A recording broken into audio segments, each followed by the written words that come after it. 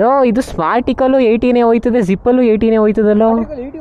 ಹ್ಞೂ 37,345 ಕಿಲೋಮೀಟರ್ ಓಡಿದೆ ಗುರು ಈ ಗಾಡಿ. ಡೀಟೇಲ್ ಆಗಿ ಹೇಳ್ತೀನಿ ಇವಾಗ. ಫ್ಯಾಮಿಲಿ ಓರಿಯೆಂಟೆಡ್ ಗಾಡಿ ಆಗಿದ್ರು ಕೂಡ ನಿಮ್ಗೆ ಲೇಡೀಸ್ ಫುಟ್ ರೆಸ್ಟ್ ಏನಿದೆ ಇದು ನಿಮಗೆ ಕಂಪ್ನಿಯಿಂದ ನೋಡಕ್ ಸಿಗಲ್ಲ. ಸ್ಮಾರ್ಟಿಕಲ್ ಕೂಡ 80 km/h ಹೋಗ್ತಿದೆ, ಜಿಪ್ಪಲ್ ಕೂಡ 80 km/h ಹೋಗ್ತಿದೆ. ಪಿಕಪ್ ಅಲ್ಲಿ ಏನು ಡಿಫ್ರೆನ್ಸೇ ಇಲ್ಲ.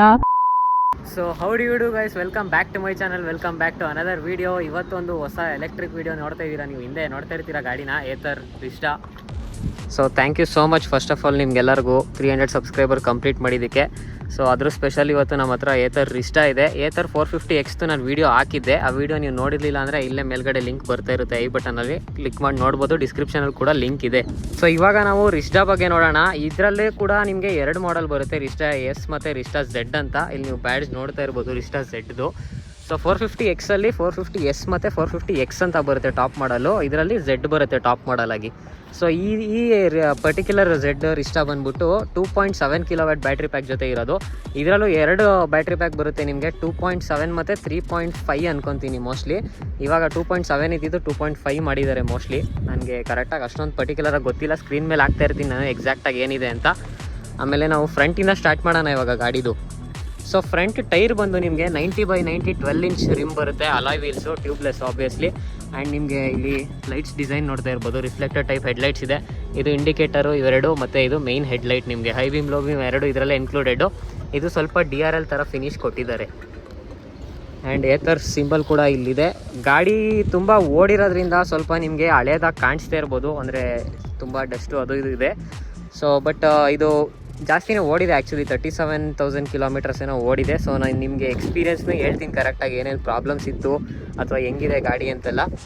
ಆಮೇಲೆ ರೇರ್ ಟೈರ್ ಕೂಡ ನಿಮಗೆ ಸೇಮ್ ಫ್ರಂಟ್ ಥರನೇ ಇದೆ, 90/90 12 ಇಂಚ್ ಅಲಾಯ್ ವೀಲ್ ರಿಮು. ಬಟ್ ಇದರಲ್ಲಿ ನಿಮಗೆ ಡಿಸ್ಕ್ ಬ್ರೇಕ್ ನೋಡೋಕ್ಕೆ ಸಿಗಲ್ಲ. ಫ್ರಂಟ್ ನಿಮಗೆ ಡಿಸ್ಕ್ ಬ್ರೇಕ್ ಇತ್ತು ನೋಡಿ, ತೋರಿಸ್ತೀನಿ ಇಲ್ಲಿ ನೋಡಿ, ಇಲ್ಲಿ ಡಿಸ್ಕ್ ಬ್ರೇಕ್ ಇದೆ. ಬಟ್ ರೇರು ನಿಮಗೆ ಡಿಸ್ಕ್ ಬ್ರೇಕ್ ಸಿಗಲ್ಲ, ಡ್ರಮ್ ಬ್ರೇಕ್ ನೋಡೋಕ್ಕೆ ಸಿಗುತ್ತೆ ನಿಮಗೆ ರೇರು. ಬೆಲ್ಟ್ ಕೂಡ ಕಾಣಿಸುತ್ತೆ ಇಲ್ಲಿ ನೋಡಿ, ಇದು ಇದರ ಬೆಲ್ಟ್. ಏತರದ್ದು ನೀವು ನೋಡಿರ್ಬೋದು, ಯೂನಿಕಾಗಿ ಬೆಲ್ಟ್ ಸೌಂಡ್ ಬರುತ್ತಲ್ಲ, ಸೊ ಇದೇ ಬೆಲ್ಟ್ ಅದು. ಆಮೇಲೆ ಹಿಂದೆ ಟೈಲ್ ಲೈಟ್ ಕೂಡ LED ಟೈಲ್ ಲೈಟ್ ಸಿಗುತ್ತೆ ನಿಮಗೆ. ಇದು ಮೈನ್ ಟೈಲ್ ಲೈಟು ಮತ್ತು ಇದು ಇಂಡಿಕೇಟರ್ಸು. ಒಂದು ಮ್ಯಾಸಿವ್ ಡಿಸೈನ್ ಇದೆ ನೋಡಿ, ತುಂಬ ಅಗಲ ಇದೆ, ವಿ ಶೇಪಲ್ಲಿದೆ ಕೊಟ್ಟಿದ್ದಾರೆ ಡಿಸೈನ್ನ. ಇದು ರಿಫ್ಲೆಕ್ಟರು. ಆ್ಯಂಡ್ ಗಾಡಿ ನಿಮಗೆ ತುಂಬ ಮ್ಯಾಸಿವ್ ಆಗಿ ಕಾಣಿಸುತ್ತೆ. 450X ಆದರೆ ನಿಮಗೆ ಸ್ಪೋರ್ಟಿ ಥರ ಇದೆ. ಬಟ್ ಇದು ಫ್ಯಾಮಿಲಿ ಓರಿಯೆಂಟೆಡ್ ಗಾಡಿ, ನಿಮಗೆ ಲಗೇಜ್ ಎಲ್ಲ ಕ್ಯಾರಿ ಮಾಡಬೇಕಂದ್ರೆ ಇದು ಒಂದು ಪರ್ಫೆಕ್ಟ್ ಗಾಡಿ ಆಗಿರುತ್ತೆ. ಮೋರ್ ಸೆನ್ಸ್ ಮಾಡುತ್ತೆ ಈ ಗಾಡಿ ತಗೊಳ್ಳೋದನ್ನ. ಸೊ ಪ್ರಾಕ್ಟಿಕಲ್ ಯೂಸ್ ಮಾಡೋಕ್ಕೆ ಇದು ಬೆಸ್ಟು ಡೈಲಿ ಲೈಫ್ಗೆ. ಇದ್ರ ಬೂಟ್ ಸ್ಪೇಸ್ ನಿಮಗೆ 34 ಲೀಟರ್ಸ್ ಸಿಗುತ್ತೆ ಮ್ಯಾಸಿವು. ಓಪನ್ ಮಾಡಿ ತೋರಿಸ್ತೀನಿ ನಿಮಗೆ ನೋಡಿ, ಮ್ಯಾಸಿವ್ 34 ಲೀಟರ್ಸ್ ಬೂಟ್ ಸ್ಪೇಸ್ ಇದೆ. ಇದು ಅಡಿಷ್ನಲ್ ಸಮಥಿಂಗ್ ಲೀಟರ್ಸ್ ಬರುತ್ತೆ. ಟೋಟಲ್ ನಿಮ್ಗೆ ಇವೆರಡನ್ನೂ ಆ್ಯಡ್ ಮಾಡಿದ್ರೆ 50 ಸಮಥಿಂಗ್ ಲೀಟರ್ಸ್ ಬರುತ್ತೆ. ಅದನ್ನ ನಾನು ಸ್ಕ್ರೀನ್ ಮೇಲೆ ಹಾಕ್ತಾ ಇರ್ತೀನಿ ನಿಮಗೆ. ಇದು ನೋಡ್ತಾ ಇದ್ದೀರಾ, ಇದು ನೀವು ಎಕ್ಸ್ಟ್ರಾ ಚಾರ್ಜರ್ ಹಾಕ್ಸ್ಕೊಬೋದು ಬೇಕಂದರೆ. ಇದನ್ನು ಫುಲ್ ಮಾಡಿದ್ರೆ ಆ್ಯಸ್ ಆನ್ ಆಕ್ಸೆಸರಿ ಇಲ್ಲಿ ನಿಮಗೆ ಚಾರ್ಜರ್ ನೋಡೋಕೆ ಸಿಗುತ್ತೆ. ಇದು ಬರೀ ರಿಸ್ಟಾಗಿ ಮಾತ್ರ. 450X ಅಲ್ಲಿ ಆಪ್ಷನ್ ಇಲ್ಲ ನಿಮಗೆ. ಫೋನ್ ಚಾರ್ಜ್ ಮಾಡ್ಕೊಬೋದು ನೀವು ಇಲ್ಲಿ ಹಾಕ್ಸ್ಕೊಂಡು. ಇಲ್ಲಿ ನಿಮಗೆ ಬೂಟಲ್ಲಿ ಒಂದು ಲೈಟ್ ಸಿಗುತ್ತೆ ಚಿಕ್ಕದಾಗಿ, ರಾತ್ರಿ ಏನಾದ್ರು ಆಕ್ಸೆಸ್ ಮಾಡೋಕ್ಕೆ ತೊಂದರೆ ಆದರೆ ಅದನ್ನು ಮಾಡ್ಕೊಬೋದು ನೀವು. ಸೊ ಇಷ್ಟು ಇದ್ರ ಬೂಟ್ ಸೀನ್ಸು. ಆ್ಯಂಡ್ ಇದರಲ್ಲಿ ಒಂದು ಏನು ಪ್ರಾಬ್ಲಮ್ ಅಂದರೆ, ಇದು ಫ್ಯಾಮಿಲಿ ಓರಿಯೆಂಟೆಡ್ ಗಾಡಿ ಆಗಿದ್ರೂ ಕೂಡ ನಿಮಗೆ ಲೇಡೀಸ್ ಫುಟ್ ರೆಸ್ಟ್ ಏನಿದೆ ಇದು ನಿಮಗೆ ಕಂಪ್ನಿಯಿಂದ ನೋಡೋಕ್ಕೆ ಸಿಗಲ್ಲ. ಇದು ಎಕ್ಸ್ಟ್ರಾ ಆಕ್ಸೆಸರಿಯಾಗಿ ಹಾಕ್ಸ್ಕೊಬೇಕು ನೀವು. ಏನೇನು ಸಿಗುತ್ತೆ ಅಂದರೆ ಈ foot rest, floor mat, seat cover and throttle gripper. ಇಷ್ಟು ನಿಮಗೆ ಅರೌಂಡ್ 2000 ರುಪೀಸ್ಗೇನೋ ನೋಡೋಕ್ಕೆ ಸಿಗುತ್ತೆ. ನನ್ನ 450X ವೀಡಿಯೋದಲ್ಲೂ ಕೂಡ ಹೇಳಿದ್ದೆ. ಆಮೇಲೆ ಫ್ರಂಟ್ ಡ್ಯಾಶ್ ಬೋರ್ಡ್ನ ನೋಡೋಣ ನಾವು. ಫ್ರಂಟ್ ಡ್ಯಾಶ್ ಬೋರ್ಡಲ್ಲಿ ನಿಮಗೆ high beam low beam switch ನೋಡೋಕ್ಕೆ ಸಿಗುತ್ತೆ. ಈ ಜಾಯ್ ಸ್ಟಿಕ್ಕು ಫಸ್ಟು ರಿಸ್ಟಾ ಎಲ್ಲ ಬಂದಾಗ ನಮಗೆ ಏತರ್ ಸ್ಟ್ಯಾಕ್ ಇದರಲ್ಲಿ ತುಂಬ ಫೀಚರ್ಸ್ ಬಿಲ್ಡ್ ಆಗಿರಲಿಲ್ಲ, ಟಚ್ ಸ್ಕ್ರೀನ್ ಎಲ್ಲ ವರ್ಕ್ ಆಗ್ತಿರಲಿಲ್ಲ.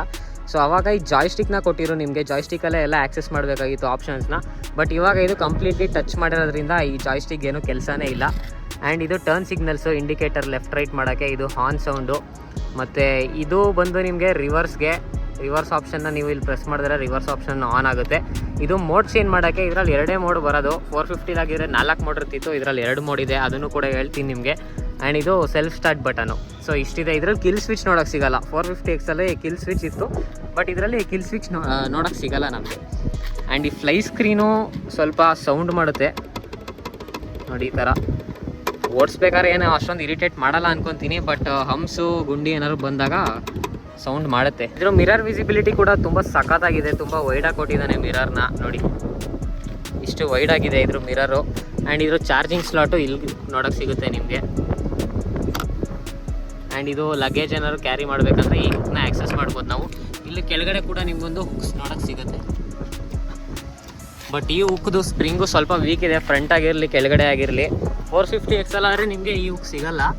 ಬಟ್ ರಿಸ್ಡಾ ಏನಂದರೆ ಇದು ಫ್ಯಾಮಿಲಿ ಓರಿಯೆಂಟೆಡ್ ಸ್ಕೂಟರ್ ಆಗಿರೋದ್ರಿಂದ ಎಲ್ಲ ಕಡೆ ಸ್ಪೇಸ್ ಜಾಸ್ತಿ ಸಿಗುತ್ತೆ ನಿಮಗೆ. ಫ್ಲೋರ್ ಆಗಿರ್ಬೋದು, ಸೀಟ್ ಆಗಿರ್ಬೋದು. ನಾವಿವಾಗ ರಿಸ್ಡಾ ಎಸ್ ಮತ್ತು ರಿಸ್ಡಾ ಝೆಡ್ ಬಗ್ಗೆ ಸ್ವಲ್ಪ ಮಾತಾಡೋಣ. ರಿಸ್ಡಾ ಝೆಡ್ಡಲ್ಲಿ ನಿಮಗೆ 2 ಬ್ಯಾಟ್ರಿ ಪ್ಯಾಕ್ ನೋಡೋ ಸಿಗುತ್ತೆ. ಆಗಲೇ ಹೇಳ್ದಂಗೆ ನಾನು, ಒಂದು ಟ್ರೂ ರೇಂಜ್ ಬಂದು 100 ಕೊಡುತ್ತೆ, ಇನ್ನೊಂದು ಟ್ರೂ ರೇಂಜ್ ಬಂದು 125 ಕಿಲೋಮೀಟರ್ ಕೊಡುತ್ತೆ. ಬಟ್ 450 XL ನಿಮಗೆ ಟಾಪ್ ಮಾಡಲ್ 3.7 ಕಿಲೋವ್ಯಾಟ್ ತಗೊಂಡ್ರೆ 130 ಕಿಲೋಮೀಟರ್ ಸಿಗುತ್ತೆ. 5 ಕಿಲೋಮೀಟರ್ ಕಡಿಮೆ ಸಿಗುತ್ತೆ ಇದರಲ್ಲಿ. ಮತ್ತು ರಿಸ್ಟಾ ಝೆಡ್ಡಲ್ಲಿ ನಿಮಗೆ ಕಲರ್ಸ್ಗಳು ಜಾಸ್ತಿ ನೋಡೋಕೆ ಸಿಗುತ್ತೆ. ಆ್ಯಂಡ್ ಇದ್ರ ಸೀಟ್ ಕೂಡ ರಿಸ್ಟಾ ಎಸ್ಸಲ್ಲಿ ಇಷ್ಟು ಪ್ರೀಮಿಯಂ ಸೀಟ್ ನೋಡೋಕೆ ಸಿಗಲ್ಲ ನಿಮಗೆ. ಇದು ಸೀಟ್ ಕವರು, ಇದು ಎಕ್ಸ್ಟ್ರಾ ಹಾಕ್ಸಿರೋದು. ಬಟ್ ಒಳಗಡೆ ಸೀಟ್ ಏನಿದೆ ಅದು ಕೂಡ ಪ್ರೀಮಿಯಮ್ ಆಗಿದೆ. ರಿಸ್ಟಾ ಎಸ್ಸಲ್ಲಿ ಇಷ್ಟು ಪ್ರೀಮಿಯಂ ಸೀಟ್ ನಿಮಗೆ ನೋಡೋಕೆ ಸಿಗಲ್ಲ, ಝೆಡ್ಡಲ್ಲಿದೆ. ಆ್ಯಂಡ್ ನ್ಯಾವಿಗೇಷನ್ ಕೂಡ ಅಷ್ಟೇ. ಸ್ಕ್ರೀನಲ್ಲಿ ನ್ಯಾವಿಗೇಷನ್ ಏನು ಬರುತ್ತೆ ಅದು ರಿಸ್ಟಾ ಎಸ್ಸಲ್ಲಿ ಒಂದು ಟರ್ನ್ ಬೈ ಟರ್ನ್ ನ್ಯಾವಿಗೇಷನ್ ಇರುತ್ತೆ. ಅಂದರೆ ನೆಕ್ಸ್ಟ್ ಎಲ್ಲರೂ ಟರ್ನ್ ತಗೊಬೇಕಂದ್ರೆ ಇಲ್ಲಿ ಟರ್ನ್ ಡೈರೆಕ್ಷನ್ ತೋರಿಸ್ಬಿಟ್ಟು ನೆಕ್ಸ್ಟ್ ಇಷ್ಟು ಕಿಲೋಮೀಟ್ರಲ್ಲಿ ಟರ್ನ್ ತೊಗೊಬೇಕು ಅಂತ ತೋರಿಸುತ್ತೆ. ಬಟ್ ಇದರಲ್ಲಿ ಪ್ರಾಪರ್ ಗೂಗಲ್ ಮ್ಯಾಪ್ಸ್ ಹೆಂಗಿದೆ ನಿಮ್ಮ ಫೋನಲ್ಲಿ ಆ ಥರ ನೋಡೋಕ್ಕೆ ಸಿಗುತ್ತೆ. ಒಂದು ಪ್ರಾಪರ್ ಗೂಗಲ್ ಮ್ಯಾಪ್ನ ಕೊಟ್ಟಿದ್ದಾರೆ. ಆ್ಯಂಡ್ ಈ ಸಿಸ್ಟಮ್ ಕೂಡ ಅಷ್ಟೇ. ರಿಸ್ಟಾ ಎಸ್ಸಲ್ಲಿ ನಿಮಗೆ ಸಿಸ್ಟಮ್ ಬೇಸಿಕ್ ಸಿಸ್ಟಮ್ ಕೊಟ್ಟಿದ್ದಾನೆ. Basic processor, 1 GB RAM, 8 GB storage. But Rizta ಝೆಡ್ಡಲ್ಲಿ ನಿಮಗೆ ಸಿಸ್ಟಮು ಸ್ನ್ಯಾಪ್ಡ್ರ್ಯಾಗನ್ ಚಿಪ್ಪಿಂದ ಬರುತ್ತೆ. ಆ್ಯಂಡ್ ಇದರಲ್ಲಿ 2 GB ರ್ಯಾಮ್ ಇದೆ, ಜೊತೆಗೆ 16 GB ಸ್ಟೋರೇಜ್ ಬರುತ್ತೆ. ಸೊ ಅದೊಂದು ಪ್ಲಸ್ ಪಾಯಿಂಟ್ ಇದರಲ್ಲಿ ಸಿಸ್ಟಮ್ದು. ಬೇಗ ಅಷ್ಟೊಂದು ಲ್ಯಾಗ್ ಆಗಲ್ಲ. ಆ್ಯಂಡ್ ನಿಮಗೆ ಎರಡರಲ್ಲೂ ಕೂಡ 7 ಇಂಚ್ ಟಚ್ ಸ್ಕ್ರೀನೇ ಬರೋದು. ಇದ್ರ ಬ್ಯಾಟ್ರಿ ವ್ಯಾರಂಟಿ ನೋಡಿದ್ರೆ ನಿಮಗೆ ಸ್ಟ್ಯಾಂಡರ್ಡ್ ವ್ಯಾರಂಟಿ ಬಂದು 3 years or 30,000 ಕಿಲೋಮೀಟರ್ ಬರುತ್ತೆ. ಬಟ್ ಎಕ್ಸ್ಟೆಂಡೆಡ್ ವ್ಯಾರಂಟಿ ತೊಗೊಂಡ್ರೆ ನಿಮಗೆ 8 years ಬರುತ್ತೆ ವ್ಯಾರಂಟಿ. ಸೊ ಬ್ಯಾಟ್ರಿದೇನು ಅಷ್ಟೊಂದು ಪ್ರಾಬ್ಲಮ್ ಆಗಲ್ಲ. ಇದು ನೋಡಿ ಬ್ಯಾಕ್ ರೆಸ್ಟು. ಪಿಲಿಯನ್ ಏನಾದ್ರು ಕುತ್ಕೊಳ್ಳೋಂಗಿದ್ರೆ ಕರೆಕ್ಟಾಗಿ ಪ್ರಾಪರ್ ಬ್ಯಾಕ್ ರೆಸ್ಟ್ ಕೊಟ್ಟಿದ್ದಾರೆ. ಸೊ ಅವ್ರಿಗೂ ಬ್ಯಾಕ್ ಪೇನ್ ಏನು ಬರಲ್ಲ, ಫುಲ್ ಕಂಫರ್ಟಬಲ್ ಆಗಿ ಕುತ್ಕೋಬೋದು ನಾವು ಇಬ್ಬರು. ಸೊ ಅಷ್ಟೇ. ಇವಾಗ ಡೈರೆಕ್ಟ್ ನಾವು ರೈಡಿಂಗ್ಗೆ ಸ್ವಿಚ್ ಆಗೋಣ. ರೈಡಿಂಗಲ್ಲಿ ಏನೇನಿದೆ ಅದನ್ನು ಕೂಡ ತೋರಿಸ್ತೀನಿ, ಬನ್ನಿ ರೈಡಿಂಗ್ ಸ್ವಿಚ್ ಆಗೋಣ. ಸೊ ಓಕೆ ಗೈಸ್, ನಮ್ಮ ಹತ್ರ ನೋಡಿ ಇಲ್ಲಿದೆ ಗಾಡಿ. ಇವಾಗ ರೈಡಿಂಗ್ ಸೆಟಪ್ಗೆ ಹೋಗೋಣ ನಾವು. ಕೀನ ತೋರಿಸ್ತೀನಿ ನಿಮಗೆ, ಏ ಥರದ್ದು ಕೀ ಹೆಂಗೆ ಬರುತ್ತೆ ಅಂತ ನೋಡಿ. ಇದು ಟಿಪಿಕಲ್ ಏತರ್ ಕೀ, ಎಲ್ಲ ಗಾಡಿಗೂ ಹಿಂಗೆ ಬರೋದು ಏ ಥರದ್ದು. ಸೊ ಬನ್ನಿ ಹೋಗೋಣ. ಫಾರ್ ಸಮ್ ರೀಸನ್ಸ್ ಇದರಲ್ಲಿ ಡಿಸ್ಪ್ಲೇ ವರ್ಕ್ ಆಗ್ತಿಲ್ಲ. ಡಿಸ್ಪ್ಲೇ ಬಂತು ಗುರು, ಇಷ್ಟರ ತನಕ ಬರ್ತಿರ್ಲಿಲ್ಲ. ಸೊ ಡಿಸ್ಪ್ಲೇ ಬಗ್ಗೆ ತೋರಿಸ್ಬಿಡ್ತೀನಿ ನಾನು ಫಸ್ಟು. ನೋಡಿ ಇಲ್ಲಿ ಕರೆಂಟ್ ರೈಡ್ ತೋರಿಸ್ತಿದೆ, ಎಷ್ಟು ಕಿಲೋಮೀಟ್ರ್ ಮಿಕ್ಕಿದೆ ಅಂತ ತೋರಿಸ್ತಿದೆ, ಮೋಡ್ ತೋರಿಸ್ತಿದೆ. ಇದರಲ್ಲಿ 2 ಮೋಡ್ ಬರೋದು, ಒಂದು ಸ್ಮಾರ್ಟ್ ಇಕೋ, ಇನ್ನೊಂದು ಜಿಪ್ ಅಂತ. ಸ್ಮಾರ್ಟ್ ಇಕೋ ಏನಂದರೆ ಇಕೋ ಅಥವಾ ಸ್ಮಾರ್ಟ್ ಇಕೋ ಎರಡರಲ್ಲಿ ಸ್ವಿಚ್ ಮಾಡ್ಕೊಬೋದು ನಾವು. ಸ್ಮಾರ್ಟ್ ಇಕೋ ಏನಂದರೆ ನಾವು ಎಷ್ಟು ಯಾವ ಥರ ಓಡಿಸ್ತೀವಿ ಅದ್ರ ಪ್ರಕಾರ ಇದು ಪವರ್ನ ಕೊಡುತ್ತೆ. ಏತರ್ 450 XL ಕ್ಲೀನಾಗಿ ಎಷ್ಟು ಡೀಟೇಲಾಗಿ ಹೇಳಿದ್ದೀನಿ ಅದನ್ನು. ನೀವು ನೋಡಿಲ್ಲ ಅಂದರೆ ವೀಡಿಯೋ ಹೇಳಿದ್ನಲ್ಲ, ಇಲ್ಲಿ ಲಿಂಕ್ ಬರ್ತಾ ಇರುತ್ತೆ ಐ ಬಟನಲ್ಲಿ. ಡಿಸ್ಕ್ರಿಪ್ಷನಲ್ಲಿ ಕೂಡ ಲಿಂಕ್ ಇದೆ, ನೀವು ಚೆಕ್ಔಟ್ ಮಾಡ್ಬೋದು. ಗೂಗಲ್ ಮ್ಯಾಪ್ಸ್ ಪ್ರಕಾರ ಹೇಳಿದ್ನಲ್ಲ ನಾನು ಆವಾಗಲೇ, ಅದರಲ್ಲಿ 450 SL turn by turn navigation ಬರುತ್ತೆ. ಬಟ್ ಇದರಲ್ಲಿ ಗೂಗಲ್ ಮ್ಯಾಪ್ಸ್ ಬರುತ್ತೆ ನೋಡಿ. ಪ್ರಾಪರ್ ಒಂದು ಗೂಗಲ್ ಮ್ಯಾಪ್ ಇದು. ಝೂಮ್ ಇನ್ನು, ಝೂಮ್ ಔಟು, ಸರ್ಚು ಎಲ್ಲನೂ ಮಾಡ್ಬೋದು ಇಲ್ಲಿ ನಾವು. ಆ್ಯಂಡ್ ಇದರಲ್ಲಿ ಕೂಡ ನಿಮಗೆ ಇ ಸಿಮ್ ಬರುತ್ತೆ, ಜಿಯೋ ಇ ಸಿಮ್ಮು. ಸೊ ಅದ್ರದ್ದು ಇಲ್ಲಿ ನೆಟ್ವರ್ಕ್ ತೋರಿಸ್ತಾ ಇದೆ ನಮಗೆ ಅಷ್ಟೇ. ಸೇಮ್ ಎಲ್ಲ ಆಲ್ಮೋಸ್ಟ್ ಇಂಟರ್ಫೇಸ್ ಎಲ್ಲ ನಮಗೆ 450X ಥರನೇ ಇದೆ ನೋಡಿ. ಸೇಮ್ ಹೆಂಗಿತ್ತು ಹಂಗೆ ಇದೆ. ನಾನು ಓಡೋಮೀಟ್ರ್ ಆಗಲೇ ಹೇಳಿದ್ನಲ್ಲ, 37,345 ಕಿಲೋಮೀಟ್ರ್ ಓಡಿದೆ ಗುರು ಈ ಗಾಡಿ. ಸೊ ನಾನು ಓನರ್ ಹತ್ರ ಎಲ್ಲ ಕೇಳ್ಕೊಂಡಿದ್ದೀನಿ ಇದ್ರು ಹೆಂಗೆ ಎಕ್ಸ್ಪೀರಿಯೆನ್ಸ್ ಇತ್ತು ಅಂತೆಲ್ಲ. ನಿಮಗೆ ಡೀಟೇಲಾಗಿ ಹೇಳ್ತೀನಿ ಇವಾಗ. ಅದು ಬಿಟ್ಟು ಬೇರೆ ಏನೇನು ಫೀಚರ್ಸ್ ಇದೆ ಅಂತ ತೋರಿಸ್ಬಿಡ್ತೀನಿ ಫಸ್ಟು. ಇದು ಬಂದು quick controls, auto hill hold ಕೂಡ ಇದೆ ಇದರಲ್ಲಿ. Incognito mode, auto indicator, share live location ಅಷ್ಟು ತೋರಿಸಿದೆ. ಆಫ್ ಆಯಿತು ಮತ್ತೆ ಸ್ಕ್ರೀನು. ಫಾರ್ ಸಮ್ ರೀಸನ್ಸ್ ಏನೋ ಪ್ರಾಬ್ಲಮ್ ಇದೆ ಗುರು ಇದರಲ್ಲಿ, ಅದಕ್ಕೆ ಇದಾಗ್ತಿಲ್ಲ. ಬಟ್ ಗಾಡಿ ಅಂತೂ ಓಡುತ್ತೆ. ಬ್ಲ್ಯಾಕ್ ಸ್ಕ್ರೀನ್ ಬಂದರೂ ನೋಡಿ, ಏತರ್ ಸ್ಟ್ಯಾಕ್ ಅಂತ ಬಂದು ಹಿಂಗೆ ಪಾಸ್ ಆಗಿಬಿಡ್ತಿದೆ. ಇವು ಸುಮಾರು 1 ತಿಂಗಳಿಂದ ಹಿಂಗೆ ಆಗ್ತಿದೆಯಂತೆ. ಬರೀ ನಿಮಗೆ ಡೀಟೇಲಾಗಿ ಹೇಳ್ತೀನಿ ಎಲ್ಲನೂ. ಹೋಗೋಣ. ಸೊ 450 XL ಆದರೆ ನಮಗೆ 4 ಮೋಡ್ ಸಿಗುತ್ತೆ. ಏನಂದರೆ ಸ್ಮಾರ್ಟ್ ಇಕೋ, ರೈಡು, ಸ್ಪೋರ್ಟು ಮತ್ತು ವಾರ್ಪ್ ಅಂತ. ಇದರಲ್ಲಿ 2 ಮೋಡ್ ಇರೋದು. ಇಲ್ಲ ಫುಲ್ ಇಕೋಲ್ ಓಡಿಸ್ಬೇಕು ನೀವು, ಇಲ್ಲ ಫುಲ್ ಪವರಲ್ಲಿ ಓಡಿಸ್ಬೇಕು, ಆ ಥರ 2 ಮೋಡ್ ಕೊಟ್ಟಿರೋದು ಇದರಲ್ಲಿ. ಫ್ಯಾಮಿಲಿ ಓರಿಯೆಂಟೆಡ್ ಗಾಡಿ ಆಗಿರೋದ್ರಿಂದ ಅಷ್ಟೊಂದು ಸ್ಪೋರ್ಟ್ಸ್ ಬಗ್ಗೆ ಯಾರು ಯೋಚನೆ ಮಾಡಲ್ಲ. 450 XL ಆದರೆ ಸ್ಪೋರ್ಟ್ಸ್ ಓರಿಯೆಂಟೆಡ್ ವೆಹಿಕಲ್ಲು. ಸೊ ಅದರಲ್ಲಿ ನಮಗೆ ಅದಕ್ಕೆ ಜಾಸ್ತಿ ಮೋಡ್ಸ್ ನೋಡೋಕ್ಕೆ ಸಿಗುತ್ತೆ. ಒಂದೊಂದು ಮೋಡಲ್ಲಿ ಒಂದೊಂದು ಥರ ಪರ್ಫಾರ್ಮೆನ್ಸ್ ಇರುತ್ತೆ. ಇದರಲ್ಲಿ ಎಲ್ಲ ಒಂದೇ ಥರ ಪರ್ಫಾರ್ಮೆನ್ಸ್ ಇಲ್ಲ. ನೀವು ಫುಲ್ ನಿಧಾನಕ್ಕೆ ಹೋಗಬೇಕು ಈಕೋಲಿ, ಇಲ್ಲ ಫುಲ್ ಫಾಸ್ಟಾಗಿ ಹೋಗಬೇಕು ಜಿಪ್ ಮೋಡಲ್ಲಿ, ಆ ಥರ ಇದ್ರದ್ದು ನೋಡಿ. ಈ ಥರ ಇದು ಏನಂದರೆ ಇದು 1 ತಿಂಗಳಿಂದ ಇದೇ ಥರ ಪ್ರಾಬ್ಲಮ್ ಬರ್ತಿದೆ. ಸರ್ವಿಸ್ ಸೆಂಟ್ರಲ್ಲಿ ಅಂದರೆ ಪ್ರಾಪರ್ ಸರ್ವಿಸ್ ಮೇಂಟೈನ್ ಮಾಡಿಲ್ಲ ಈ ಗಾಡಿನ, ತುಂಬ ರಫ್ಯೂಸ್ ಮಾಡಿದ್ದಾರೆ.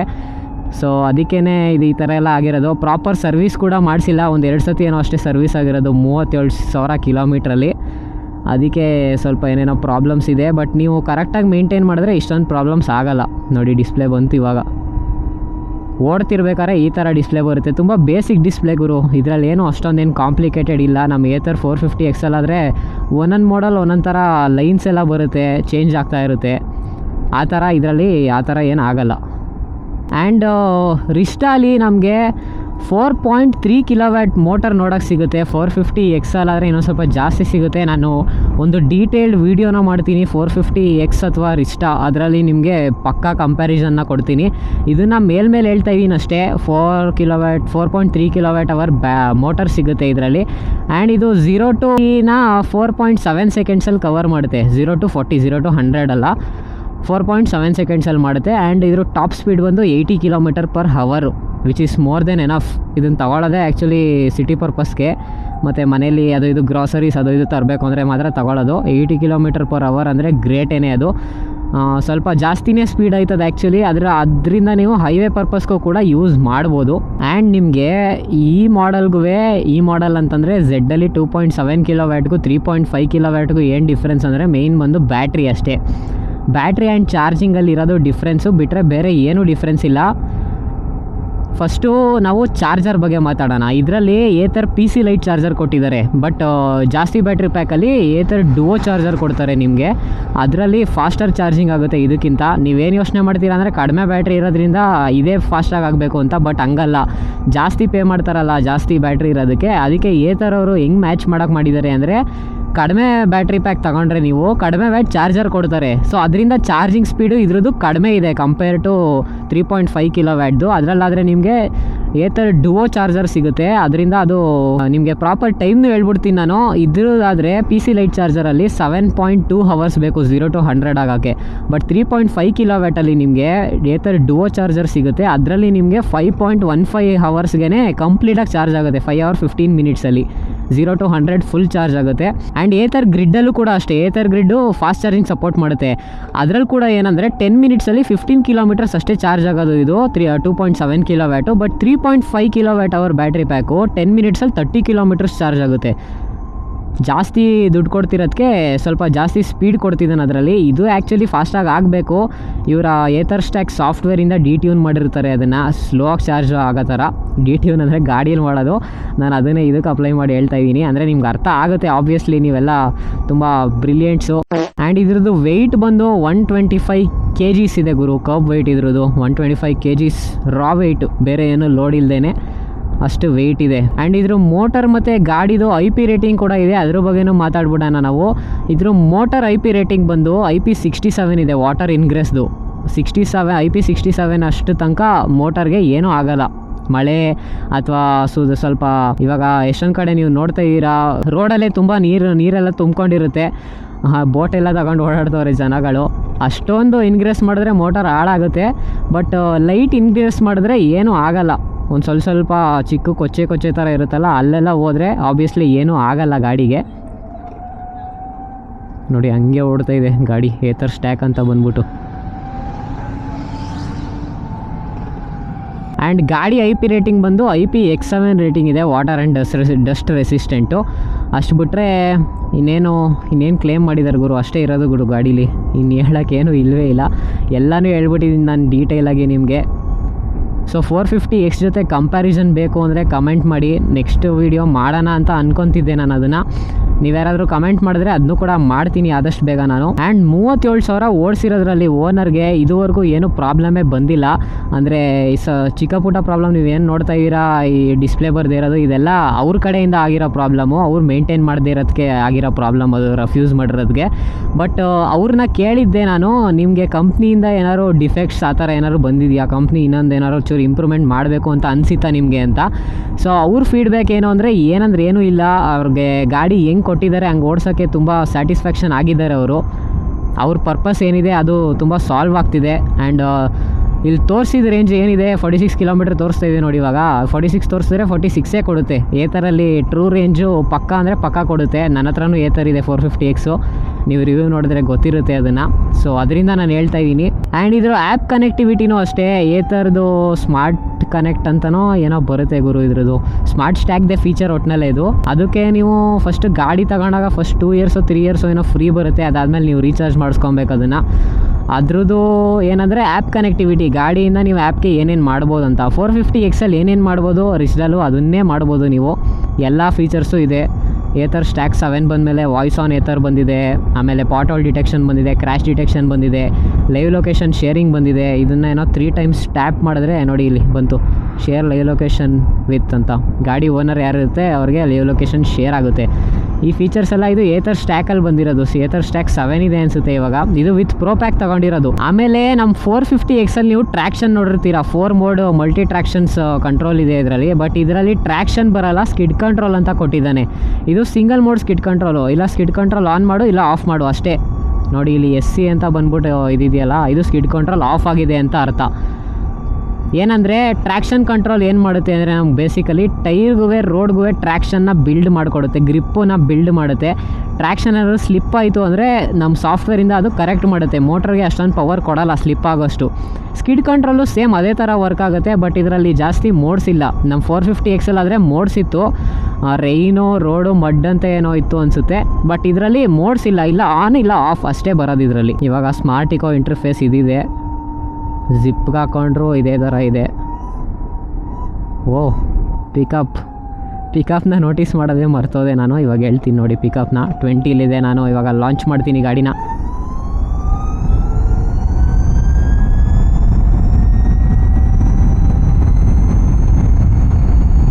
ಟಾಪ್ ಸ್ಪೀಡ್ನ ಕೂಡ ನೋಡ್ಬಿಡೋಣ ಹಂಗೆ ನಾವು.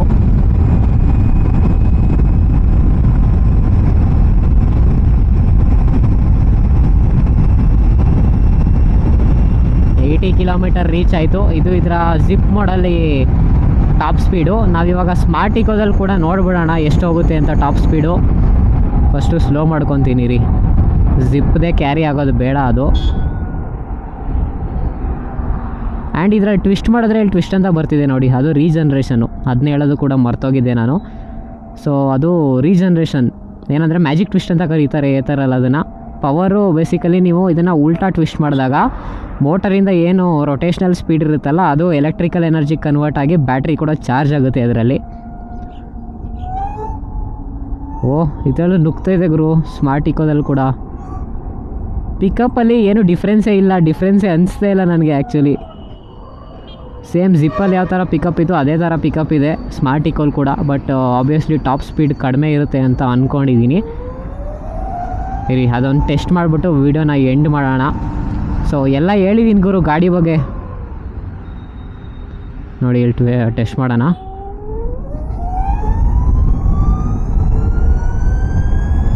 ಫಿಫ್ಟಿ 60ಗೂ ಬಂತು.